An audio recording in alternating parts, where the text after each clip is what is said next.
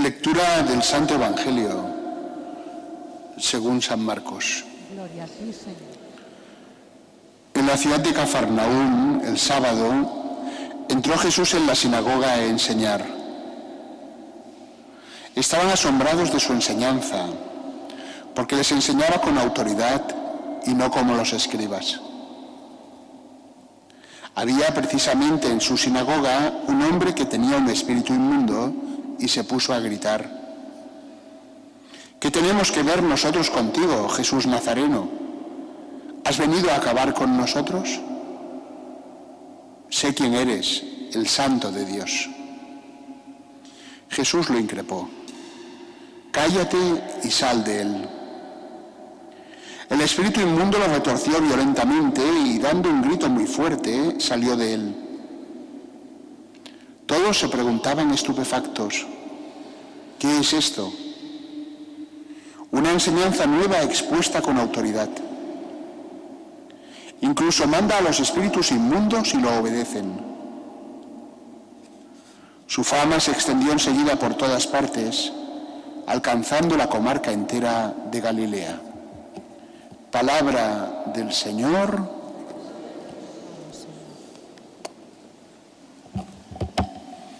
En el Salmo, si os habéis fijado, rezábamos diciendo: ojalá escuchéis hoy la voz del Señor, no endurezcáis vuestro corazón. Entonces aquí habla, ¿verdad? Hay dos cosas. Uno, Dios que habla, y dos, la segunda cosa, la disposición que nosotros tenemos para recibir la palabra de Dios. No basta con que Dios hable, sino que uno tiene que tener un corazón dispuesto. Muchas veces los corazones más dispuestos son aquellos que están heridos. Péguy, un poeta francés, ¿verdad?, decía que muchas veces la gracia llega a los hombres a través de las heridas. La persona que no tiene ninguna herida, pues igual quizá por eso, porque no experimenta la necesidad de la salvación y de ser sanado, tampoco es consciente de la misericordia de Dios, ni se deja transformar por la gracia.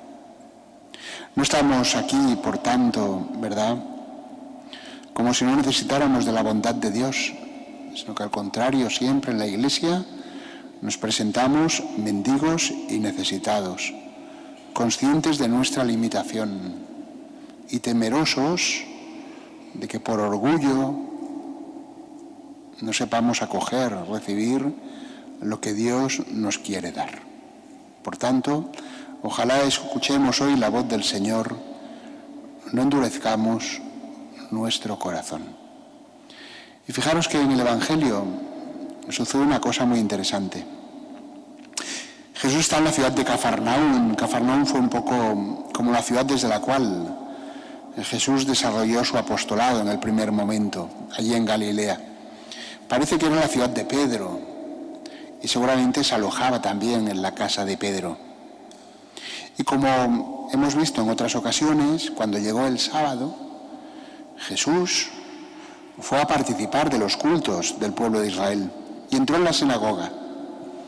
Y probablemente aquel día, aunque no se especifica, pues también leería el fragmento que tocara de la ley o de los profetas y después se puso a predicar.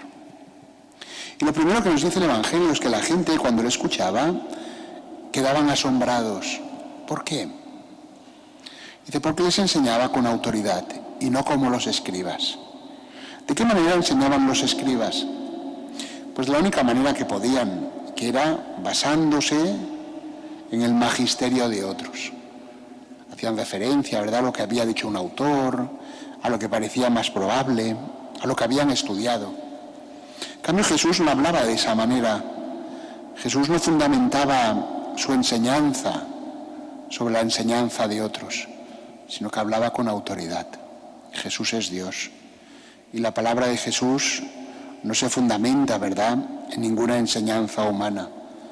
Él es Dios mismo que ha venido a enseñarnos. Por eso habla con autoridad. Y además significa que hablaba con autoridad no solo que enseñaba algo propio, sino que se notaba que aquello que enseñaba era verdadero. Eso es muy importante. Fijaros, cuando nosotros leemos el Evangelio, lo que siempre nos damos cuenta es de que todo lo que Jesús nos enseña se hace verdad en su vida. El primer testimonio que tenemos de la validez del Evangelio es que lo que Jesús nos dice se cumple en su vida. Y por lo tanto es una palabra que solo la podemos acoger de una manera, que es poniéndonos bajo ella, deseando que esa palabra nos transforme, deseando que el Evangelio se convierta para nosotros en vida. Fijaros lo que es la vida de Jesús. A nosotros nos llega a través de la enseñanza del Evangelio. Y ese Evangelio que recibimos, que nos es anunciado por la Iglesia, que nos es también predicado, que nosotros, cada uno, ¿verdad?, también intentamos asimilar con nuestra oración, con nuestro estudio, pues queremos que ese Evangelio se convierta en vida para nosotros. No en una idea, sino en vida. Santo Tomás de Aquino, mañana es su fiesta. Santo Tomás de Aquino, hay un momento que cuando habla de la Sagrada Escritura, decimos que la Sagrada Escritura es santa por 3 motivos, dice él. Dice la primera, porque ha sido inspirada por el Espíritu Santo, el autor último, ¿verdad?, de lo que llamamos la Biblia, la Sagrada Escritura, a través de diferentes autores, pero el autor último es el Espíritu Santo. Por eso decimos que es una palabra inspirada y que es santa. Dice, la segunda cosa, dice Santo Tomás, es porque enseña cosas santas. Nos habla de la santidad de Dios y contiene toda la enseñanza de Dios también para nuestra salvación.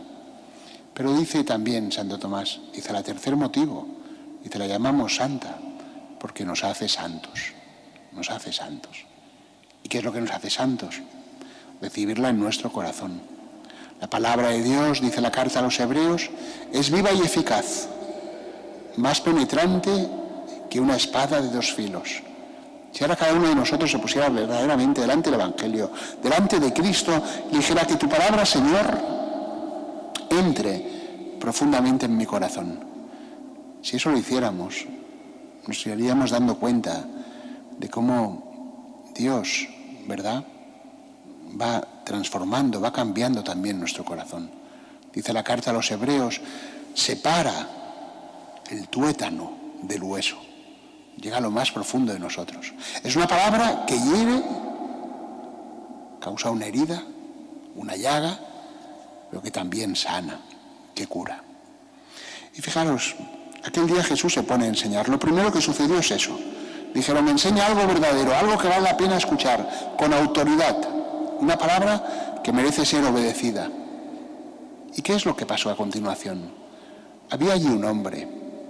No lo sabemos, pero como podemos imaginar un poquito, pues ese hombre igual había ido muchas veces a la sinagoga, como nosotros podemos haber ido muchas veces a la iglesia, o como nosotros podemos habernos puesto muchas veces delante de la Sagrada Escritura y podemos haber leído un fragmento. Pero aquel día, aquel hombre, ante la presencia de Cristo, se puso a gritar. Pues ella, dice, llevaba, dice el evangelista, dice, tenía un espíritu inmundo y se puso a gritar. La presencia de Cristo provocó algo en él. En esto envidiamos al endemoniado. No le envidiamos porque tuviera un demonio, un espíritu inmundo, pero sí que le envidiamos porque le sucedió algo delante de Cristo.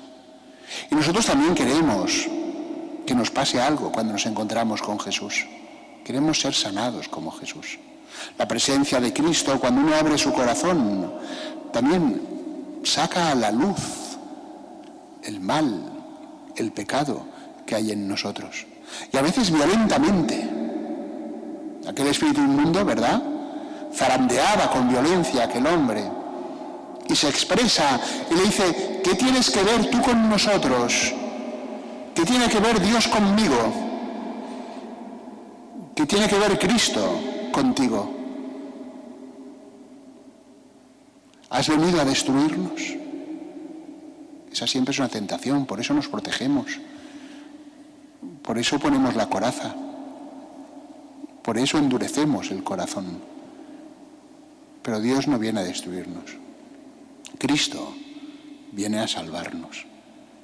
Pero en esto es envidiable aquel hombre, no en que tuviera un espíritu inmundo, sino en que reaccionó delante de Cristo, en que Cristo provocó que saliera a la luz lo que había en aquel corazón. Ojalá, queridos hermanos, también nosotros hoy o en otros momentos, ¿verdad?, pero por la presencia de Jesús, también aquello que nos atenaza, que nos hiere, que nos esclaviza, que nos impide vivir según la medida del amor de Dios, también se ponga a la luz, también seamos sanados por Cristo. Podamos escuchar esa voz de Jesús: calla, que calle en nuestro corazón aquello que intenta apartarnos de Dios y que a veces se manifiesta de formas muy exageradas, como blasfemia, pero otras veces se manifiesta como rencor, o se manifiesta como maledicencia, o se manifiesta como mentira, o como palabra injuriosa, o se manifiesta como soberbia, como autocomplacencia, de tantas maneras, ¿verdad?, que podamos escuchar esa voz de Jesús, la voz de la palabra que dice calla, para que sea su palabra la que habite en nosotros. Calla y sal de él.